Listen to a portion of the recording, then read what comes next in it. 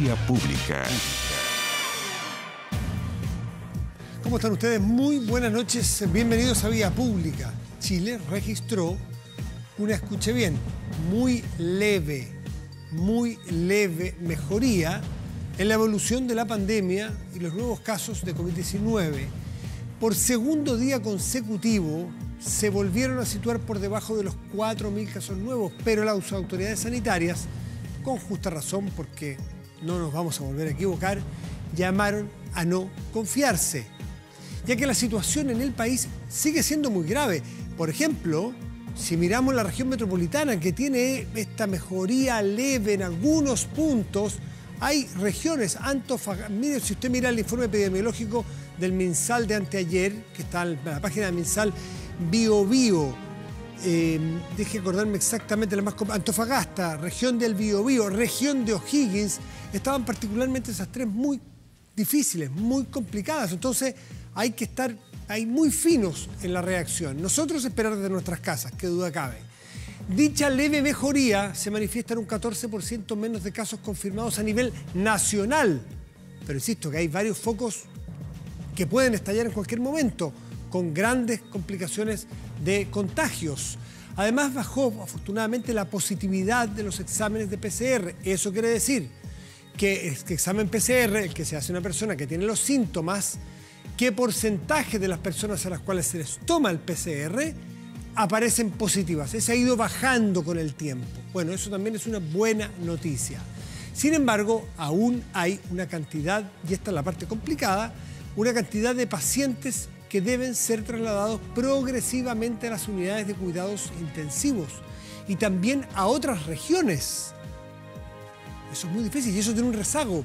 Es decir, podemos mejorarnos. Se lo voy a decir de una manera. Si encontráramos la vacuna hoy día para todo el mundo y se acabara así, ¡pum!, el coronavirus, ahora hay un montón de personas que ya están muy afectadas en las unidades de tratamiento intensivo, en que algunas de ellas van a morir. Y no pocas van a morir y muchos van a tener efectos después para toda su vida. Es decir, esto es un problema que tiene mucho rezago desde el contagio hasta lograr superar en algunos casos, y algunos no, esta enfermedad. Por eso es tan delicado. El ministro Enrique París recalcó que estos avances tienen que ser tomados con cautela, por lo que no planea relajar ninguna medida de distanciamiento personal. Distanciamiento social mejor no, ¿eh? Ese dicho está muy arraigado, pero es mejor que no. Además estamos con distanciamiento social desde hace mucho antes de la pandemia. Distanciamiento personal, 2 metros de distancia, ojalá, y mascarilla. A pesar de esta mejoría, aún hay regiones como Tarapacá, Antofagasta, la metropolitana, O'Higgins, Biobío, en donde los contagios y casos activos siguen siendo muy, pero muy altos. Así que a tener cuidado. Si tenemos algún grado de éxito, por leve que sea, se debe a que nos hemos cuidado, no por arte de magia. Se debe a que nos hemos cuidado. Por lo tanto, si dejamos de cuidarnos, perdemos lo ganado. Es bien simple.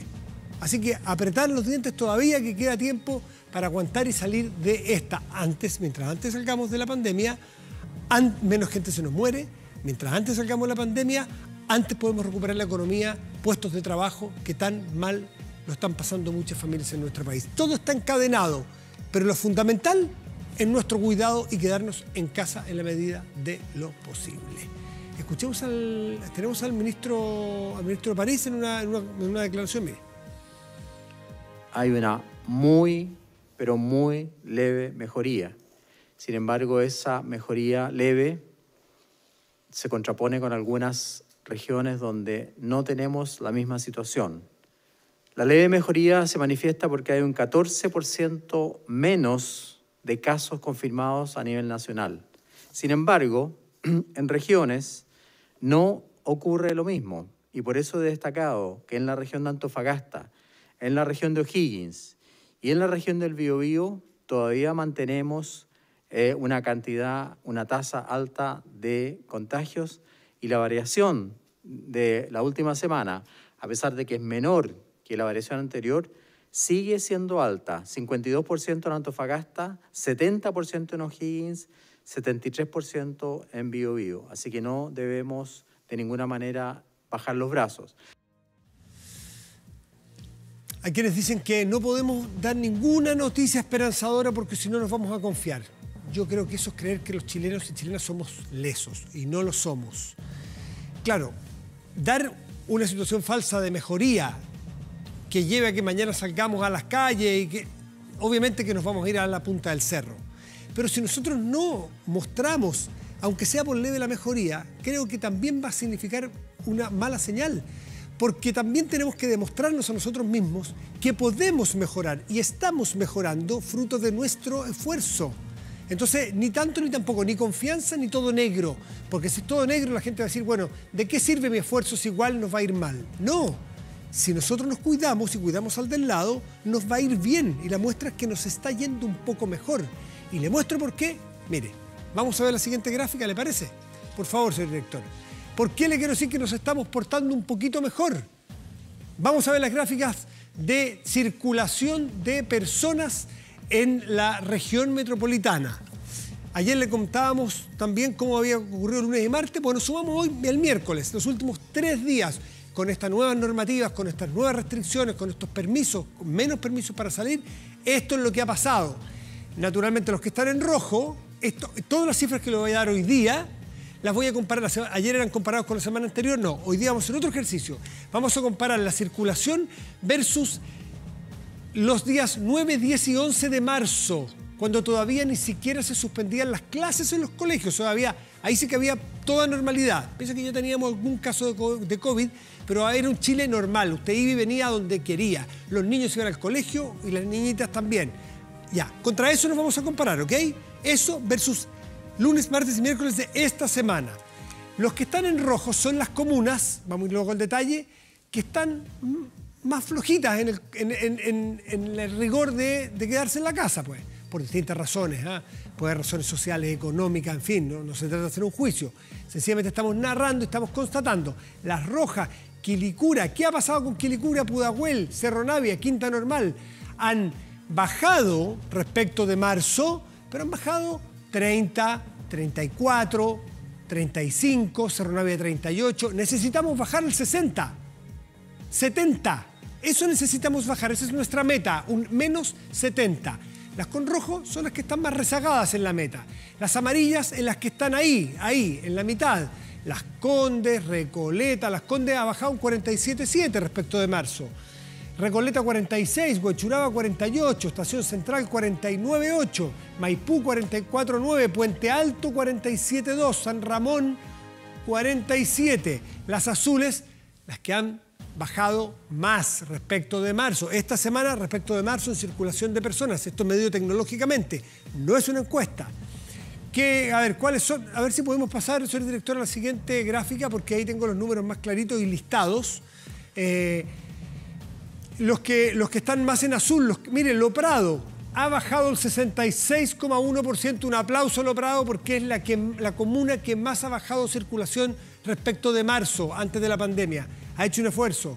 Calera de Tango, Pedro Aguirre Cerda, Lo Barnechea 58,9, Cerrillo 57,4, Peñalolén ha bajado 56, El Bosque 55, Ñuñoa 54, me salto, 51 Santiago y Vitacura 51,5. La región metropolitana en su conjunto, si comparamos estos primeros 3 días de la semana versus marzo, antes de la cuarentena y antes de que se suspendieran las clases, la región metropolitana en su conjunto ha bajado un 50,3% la circulación. Le insisto, la meta es bajar un 70% la circulación. Si logramos eso, vamos a lograr salir adelante pronto y luego. Mañana a ver si tenemos más datos, comparamos otras cosas, pero vamos a estar tratando siempre de decirle cómo está su comuna, revísela aquí, la puede revisar en 24horas.cl para ver si su comuna va mejorando. Y depende de usted que su comuna mejore, y depende de mí que mi comuna mejore. Vamos a nuestra mesa de conversación y bueno, contactamos ya a Carlos Charme, que es director nacional del SENDA. Carlos, muy buenas noches y gracias por recibirnos. Buenas noches, Matías, ¿cómo estás? Oye, muchas gracias por haberme invitado acá a Vía Pública en un día muy importante para nosotros. Estamos a minutos de estar el 26 de junio, que es el Día Mundial de la Prevención del Consumo de Alcohol y otras drogas. Así que en este mes de la prevención de las drogas, con toda la crisis de la pandemia y que tú relatabas la última cifra, es muy importante volver a hablar de este tema y sobre todo por la salud mental de las personas. Claro, o sea, nunca debemos dejar de hablar de este tema porque yo por las cifras que estuve leyendo en estos informes, hay un informe de la ONU que habla que si comparamos con muchos años atrás ha ido aumentando la prevalencia y el consumo de drogas y se nos ha ido metiendo como un problema además de salud, un problema social feroz. Y de eso tenemos que hablar con mayor razón ahora en pandemia, Carlos, ¿no? Siempre tenemos que hablar, siempre es importante y sobre todo cuando tenemos las cifras en Chile, que no solamente lo que están dando ahora la ONU, Matías, porque lo que hace la ONU es todos los años este informe y hace una recopilación de la data que tiene cada uno de los países. Mira, te voy a contar un dato que es muy importante. Yo lo hemos dicho muchas veces, pero Chile tiene un triste récord, sobre todo nuestros niños, niñas y adolescentes. Nuestros niños, niñas y adolescentes tienen el triste récord de ser los principales consumidores de marihuana, cocaína, pasta base, tranquilizantes y receta médica de toda América, Matías. Desde Canadá hasta Argentina y Chile, o sea, no de Latinoamérica. Y cuando te digo que son los primeros, son por mucho. Te cuento otro dato que es importante también para poner la atención. Claro. De las 4 drogas principalmente consumidas en el país son alcohol, marihuana, cocaína y tranquilizantes sin receta médica. De esas 4 drogas, la única droga que consumen más los adultos que los menores es el alcohol. En el resto, los menores consumen el doble, el triple, por ejemplo, en marihuana, en cocaína, en tranquilizantes y receta médica. Entonces, si eso en épocas normales nos tiene muy preocupados, imagínate en época de crisis sanitaria y todos los efectos que tiene para las casas, para las familias. Y para Claro. Carlos, ¿por qué en pandemia, en cuarentena y en esta situación social tan estresada que estamos viviendo, se hace más peligroso, se hace más difícil y más delicado este tema? ¿Cuáles son las razones? Porque yo creo que todas las variables que tienen que ver con situaciones que complejizan nuestra vida y nuestra integridad física y psíquica, como es por ejemplo, voy a retroceder un poco. El consumir drogas como el alcohol y las otras drogas hace muy mal al desarrollo físico y psíquico de las personas, especialmente los menores, ¿cierto? Pero además, si usted al momento de estar en crisis, como puede estar hoy día, porque ¿qué dicen las encuestas? No solamente en Chile, sino en los estudios, por ejemplo, de The Lancet, la revista británica, que establecía, mira lo que decía The Lancet. Lancet recopiló 24 diferentes estudios y le preguntó a las personas cómo se sentían al momento de estar aislados o en cuarentena, ¿cierto? Sí. Y la mayoría de las personas, ¿sabe lo que decía? Que sentían angustia, desesperanza, estrés. Esos son los sentimientos que gatillan el consumo de alcohol en una situación normal. Imagínense en situación de pandemia. ¿Qué dice en Chile? Miren lo que dice la CADEM de la última vez que preguntó.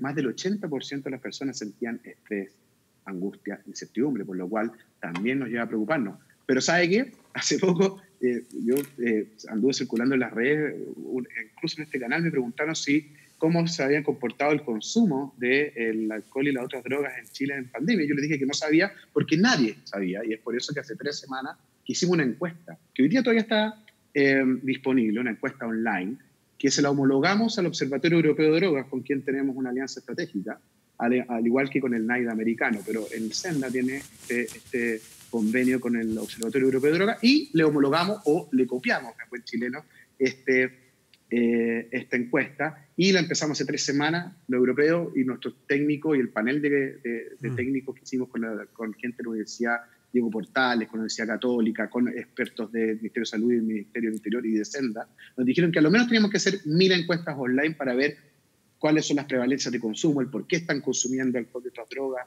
cómo está haciendo la accesibilidad de esto, y eran 1000. Oye, y yo me preguntaba, ¿cómo les decía, ustedes creen que le van a contestar al Estado, o sea, una entidad estatal como Senda, qué está consumiendo, con qué frecuencia está consumiendo, dónde lo está consiguiendo? Y te voy a dar una primicia acá en televisión. Esto va a terminar en 2 días más, sí, pues 2 días más, el sábado. Y fíjate que vamos a sobrepasar cerca de las 30.000 encuestas. 30.000. Vaya, qué bueno. Te voy a dar un dato referencial. Los europeos, el Observatorio Europeo, llegó a 10.000 y en Chile 30.000. ¿Qué te quiero decir con eso? No es solamente un dato frío. que son 30.000, somos más de 18, 19 millones de personas, sino que es que hay una preocupación de las personas, hay una preocupación de las familias, hay una preocupación ¿Quién de los individuos. ¿Responden adultos, padres de familia respecto a sus hijos? ¿Responden consumidores directamente ellos? ¿Cómo lo identifican? ¿Cómo llega la encuesta? ¿Cómo es la metodología? La encuesta es online, María. Te puedes meter todo, les digo al tiro, métanse a www.senda.gov.cl, ahí la pueden contestar, pero está dirigido a mayores de edad, ¿cierto? Y consumidores, o sea, que sean mayores de edad y consumidores. Es para ver los cambios de comportamiento, a ver si está aumentando el consumo, si está igual o está disminuyendo. Y le preguntamos también las razones de por qué está aumentando igual. Carlos, ¿es anónima? Igual o disminuyó. ¿Es anónima? Es anónima y confidencial, querido Matías. Ya, buena cosa. Entonces, para poder tener más data y más antecedentes para poder diseñar políticas públicas al respecto. Carlos Charmet, director nacional de Senda, leía en este informe de las Naciones Unidas que decía que en crisis económica se hace más delicado el tema porque lleva, decía este informe, que aquellos sectores más vulnerables de la sociedad que caen en pobreza, ven algunos de ellos la oportunidad en el tráfico, en el cultivo de drogas, por ejemplo, conseguir ingresos. Entonces, a lo mejor va a haber un incremento o va a haber más disponibilidad, en fin. O sea, aquí son datos iniciales. Mira, yo te escuchaba con mucha atención, no solamente hoy día, sino en el resto de los programas. Como siempre tratamos de, tú que eres futbolero también, de poner la pelota en el piso, ¿cierto?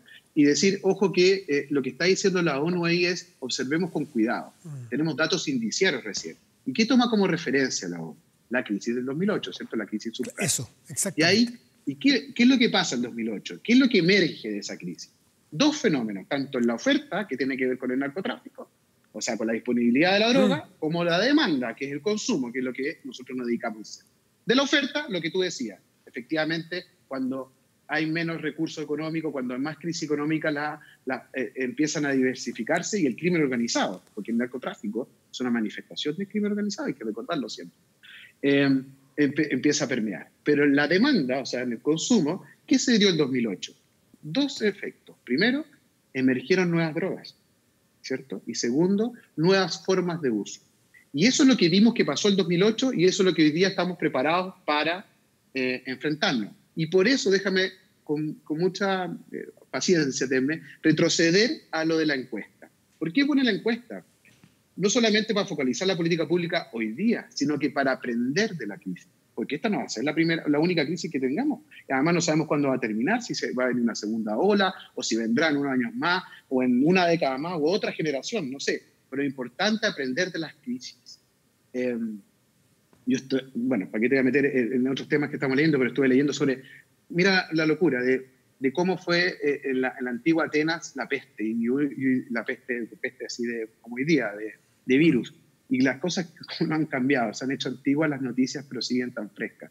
Entonces hay que entender también los fenómenos que se van repitiendo y para poder aprender de los errores y poder Ahora, Carlos, focalizarnos en lo que nos interesa. Tú hacías referencia a la crisis del 2008, a la crisis subprime, que trajo una debacle económica en muchas partes del mundo, y señalaba que los países que estaban en crisis económica tenían que hacer muchísimos recortes para enfocarse en aquellas personas que no tenían ingresos, y parte de los recortes que hicieron muchos países fue en la fiscalización, estudio, prevención de estos temas sociales que son el consumo de drogas y alcohol. Entonces, qué miedo que volvamos a repetir ese error y digamos ya, este problema es prescindible. Senda o todas las políticas que tengamos para prevenir el consumo de alcohol y drogas en los jóvenes, ya no tenemos plata, hagámoslo después. Es un peligro. ¿Cómo hacer para llamar la atención y que ese presupuesto no se recorte?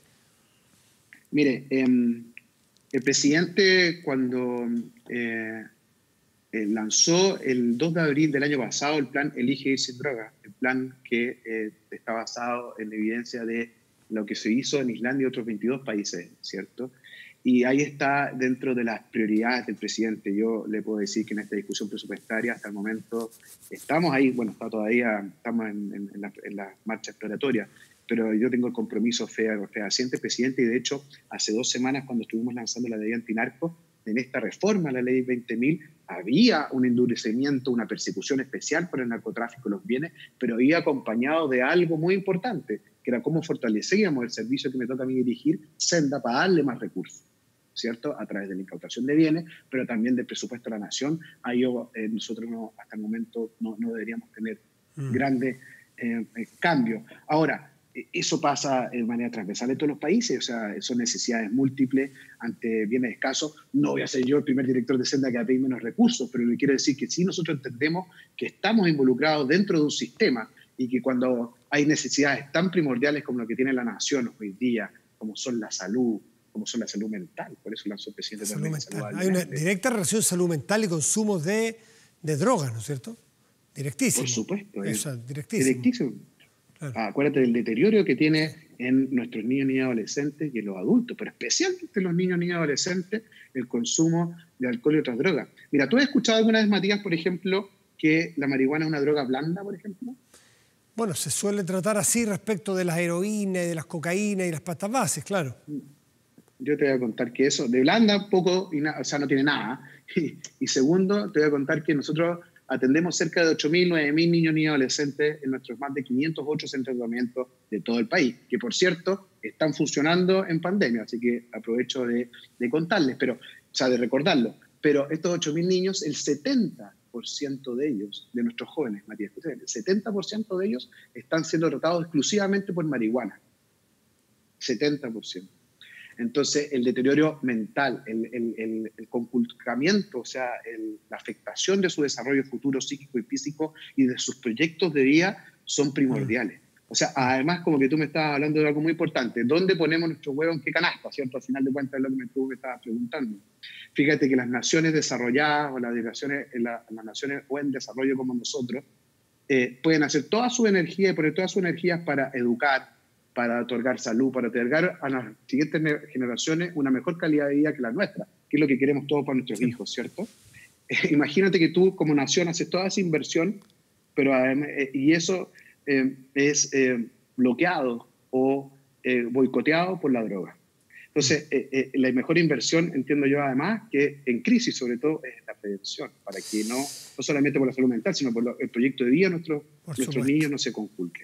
Carlos Charme, director nacional de Senda, te quiero agradecer por esta conversación esta noche. Además, justamente en el día previo a este Día Internacional, exactamente es Día Internacional de la lucha contra el uso de indebido y el tráfico ilícito de drogas. Ese es el nombre técnico, ¿no es así?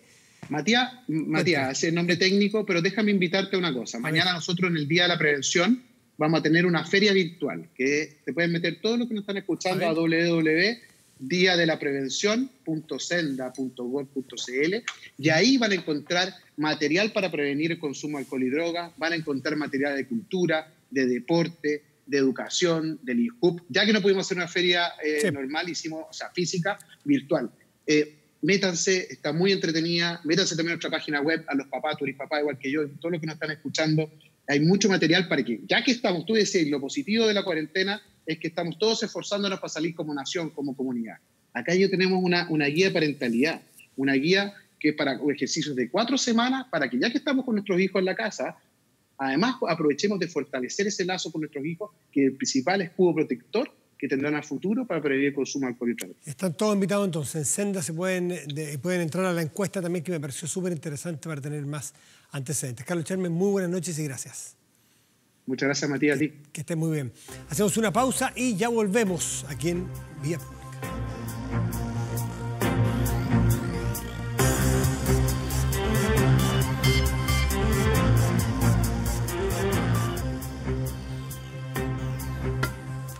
Estamos de vuelta aquí en Vía Pública y tomamos contacto con Fernando López, que es académico de la Facultad de Economía de la Universidad Alberto Hurtado. Fernando, buenas noches, gracias por estar aquí. Buenas noches, Matías. Muchas gracias por la invitación. Muchísimas gracias. Bueno, el tema que nos convoca tiene que ver con un anuncio, esta idea que circula, que ronda y que el presidente de Renovación Nacional, Mario Desbordes, ha puesto sobre la mesa de, en este caso particular de pandemia, excepcionalmente, permitir que las personas retiren un 10 o hasta un 10% de sus fondos previsionales, de sus ahorros previsionales para poder hacer frente a la crisis. Me gustaría que tú nos ayudaras a hacer un análisis técnico de esto. Sí, mira, es un tema bastante sensible porque hoy día la gente lo está pasando mal y en el futuro cercano las expectativas no son muy positivas. Ahora, partamos por los problemas que tiene esta medida, entendiendo que estamos frente a muchas personas que están enfrentando una necesidad. Hoy día tenemos un problema importante en las pensiones. Se proyectan pensiones muy bajas porque la población está envejeciendo, porque la rentabilidad de los activos financieros se proyecta que sean menores. Entonces, utilizar fondos de pensiones hoy día implica necesariamente que vamos a tener menores pensiones en el futuro. Si tú liquidas una parte importante de los fondos de pensiones hoy día, eso va a generar un impacto negativo en el mercado financiero, y la gente podría decir, bueno, pero ¿qué me importa el mercado financiero? La caída en los precios va a afectar los fondos de pensiones, ya el valor de los fondos de pensiones que no se retiren, que van a caer, y también va a afectar el valor de los fondos de pensiones de los pensionados por retiro programado. O sea, la cantidad de dinero que van a tener los actuales pensionados para poder financiar su futura pensión va a ser menor debido a este retiro súbito, ¿cierto?, de una cantidad importante de dinero. Un tercer elemento es el riesgo político, porque tú dices, estamos en Chile y no tenemos mucha confianza en nuestras instituciones y especialmente en nuestros parlamentarios. Y tú dices, bueno, ¿qué pasa si abrimos el 10% y después vamos al 15% y vamos al 20% y desmantelamos el sistema de pensiones y cómo pagamos después las pensiones en el futuro?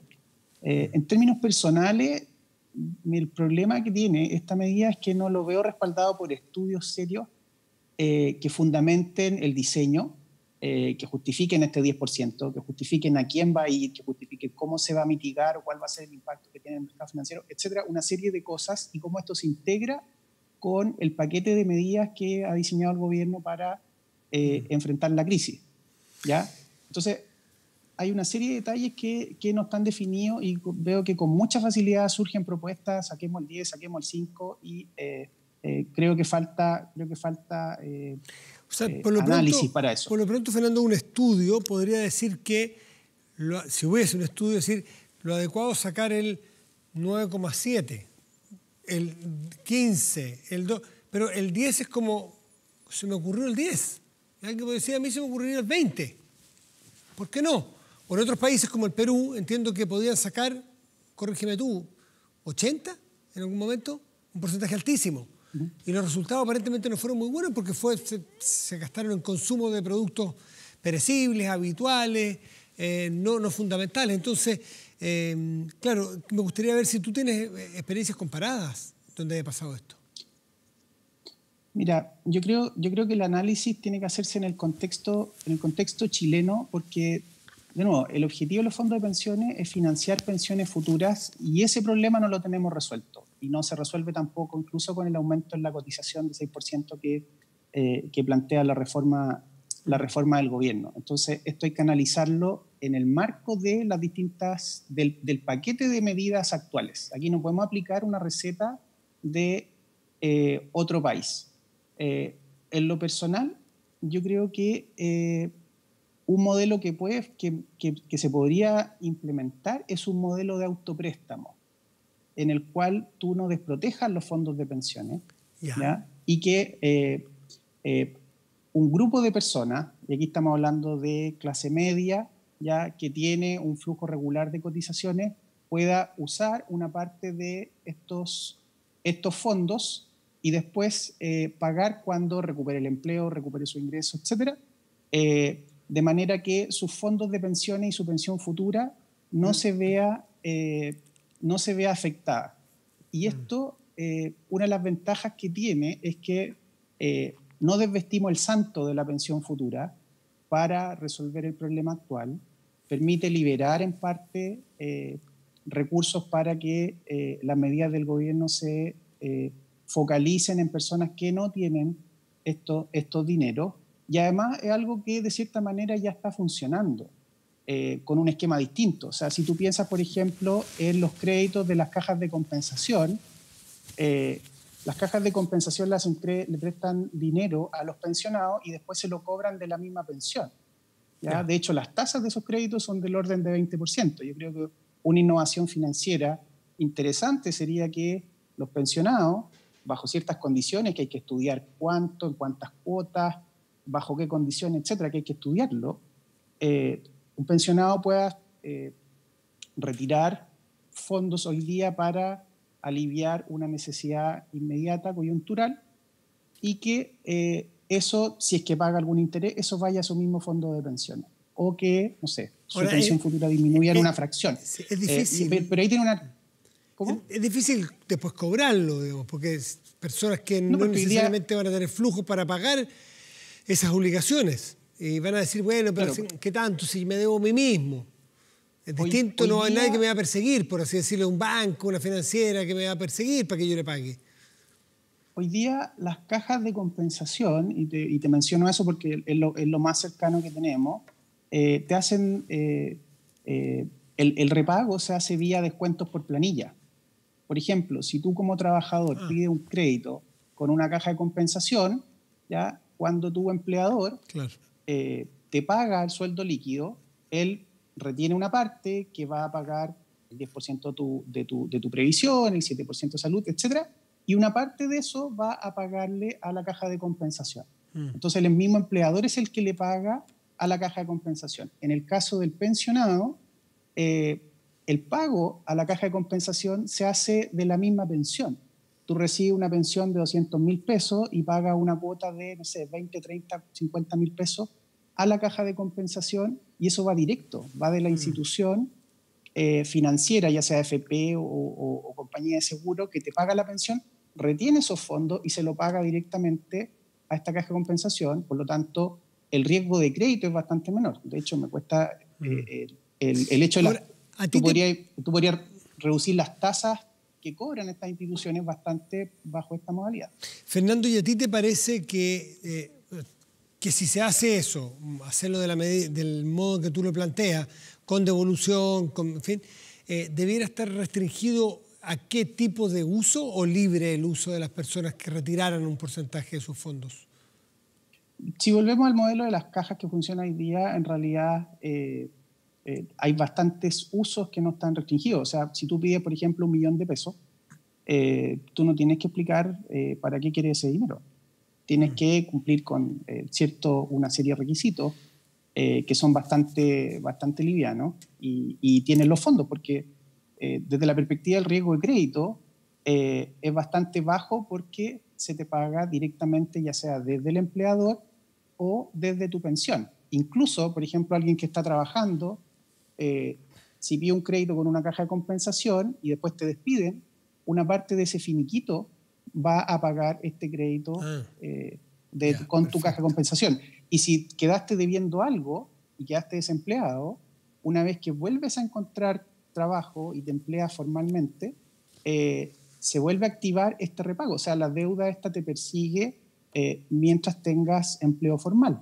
Ahora, si no tienes empleo formal, se podría pensar en un mecanismo en el cual tú, por ejemplo, postergas la jubilación 1 año o 2 años, y de esa manera el nivel de las pensiones lo mantiene más o menos estable. Ahora, esto es para personas que tienen un cierto saldo de ahorro acumulado, etc. Entiendo que toda esta explicación que tú das es en el supuesto de que se apruebe, por así decirlo, la posibilidad, pero que tú serías partidario de no poner en riesgo y no tocar los fondos de las personas, los ahorros previsionales de las personas, e ir en ayuda a las personas por otras vías, créditos blandos, ayudas del sistema financiero, ayudas del Estado, pero no tocar. ¿O tú crees que es una buena oportunidad para evaluarlo? ¿O tú preferirías que en realidad se buscara por otras vías antes?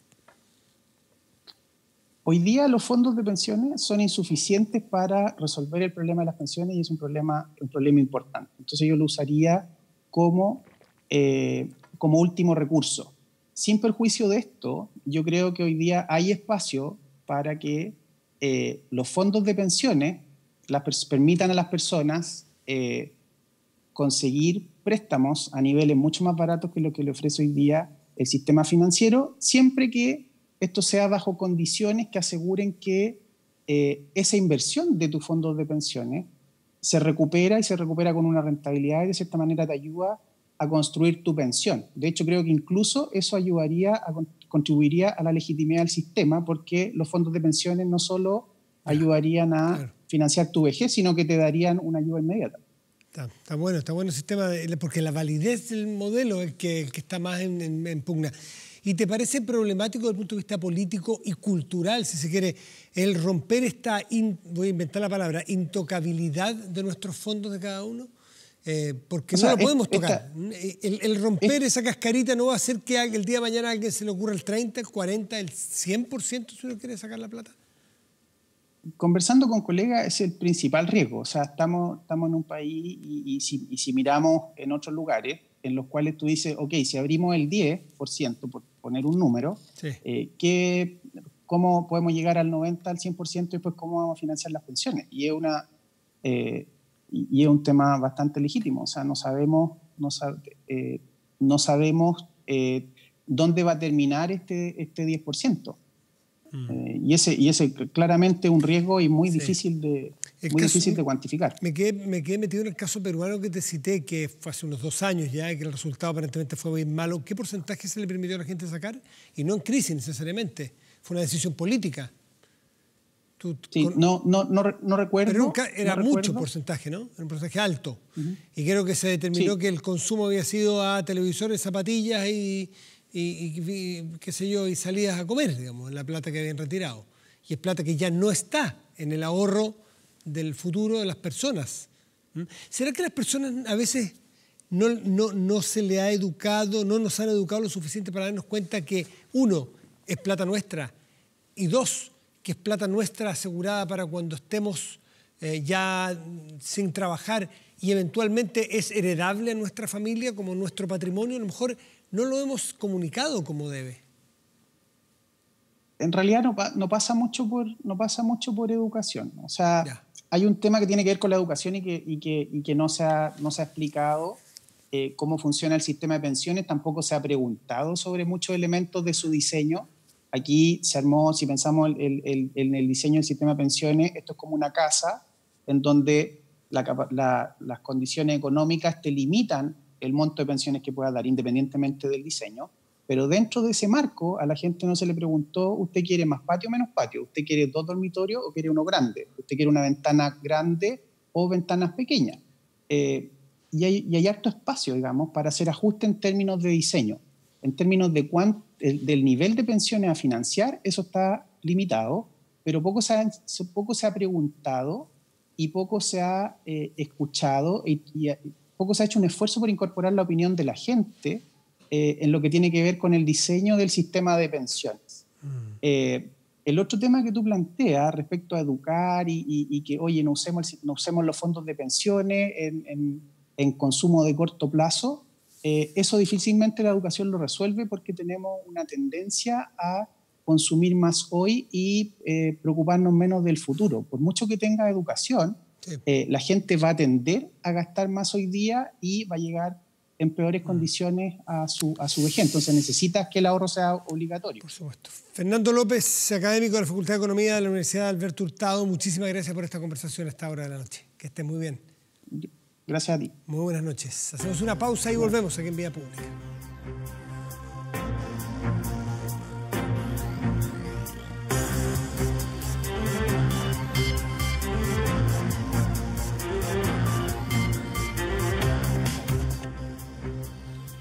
La crisis sanitaria y el desafío de educación a distancia están afectando el bienestar socioemocional de las comunidades educativas. CELClass es una plataforma educativa de aprendizaje socioemocional que ofrece actividades, contenidos y herramientas para gestionar la convivencia de los educadores y estudiantes y sus familias. Más información en www.webclass.com, líder en tecnología. Vamos a la pantalla y en la pantalla revisamos el portal de noticias 24horas.cl y las noticias que están destacadas en este momento. ingreso familiar de emergencia, el IFE. Segundo pago del ingreso familiar de emergencia. Este es el IFE 2.0. Este es el IFE, recuerde, que aumentó a 100.000 pesos por miembro de cada familia hasta 4. Luego 65.000 pesos por cada uno. Así que atento, atento, y hasta el 80% de las personas, atento cómo se hace. El pago se realiza de forma automática, revisa cuáles son los montos, quiénes son los beneficiarios y cómo se puede acceder a él. De estos tiempos, el IFE, el ingreso familiar de emergencia, puede ser una herramienta fundamental. Así que revise aquí en 24horas.cl todos los detalles y el resto de las noticias. Veamos cómo está la temperatura en este momento en Santiago. Los termómetros están muy bajos. No tanto, fíjese. 8 grados. Yo pensé que iba a estar... Esta mañana al levantarse había a las 7 de la mañana 2, 3 grados bajo cero. Bueno, 8 grados en este momento. Cielo cubierto. Eso hace que no esté tan baja la temperatura probablemente. Así es que, bueno, pero veamos qué esperamos para mañana o qué podemos esperar para mañana. Podemos esperar cielos nublados y una máxima probable de 13 grados. Mañana es viernes y para el sábado tendremos cielo parcial y una máxima probable de 15 grados. En otras regiones del país, veámoslo. Porvenir, región extremo sur de nuestro país, región de Magallanes, en la Antártida chilena. Cielo parcial y una máxima probable de 2 grados en Porvenir. Máxima de 2 grados, bueno, donde está ubicado la zona austral, muy compleja el clima allí. Iquique tendrá 19 grados, cielo parcial. Iquique y Parinacota, región de Iquique y Parinacota, tendrá esa temperatura mañana. Este 25 de junio se cumplieron 11 años de la muerte de Michael Jackson, un tremendo artista que sigue en la memoria de sus fanáticos por su música, aunque también pesan sobre Michael Jackson y sobre la memoria de él los escándalos de su vida, los abusos a menores, la pedofilia, que incluso fueron abordados en el documental Living Neverland, que era la casa donde vivía este artista, ¿no? En 2019 fue el documental. Es un hombre de ambivalencia, porque es un genio artístico, pero un monstruo en vida con las cosas que hizo, ¿no? Bueno, los artistas, muchos de ellos tienen esta dualidad, ¿no? Y ahí está, es como cada uno lo toma, lo deja, lo separa.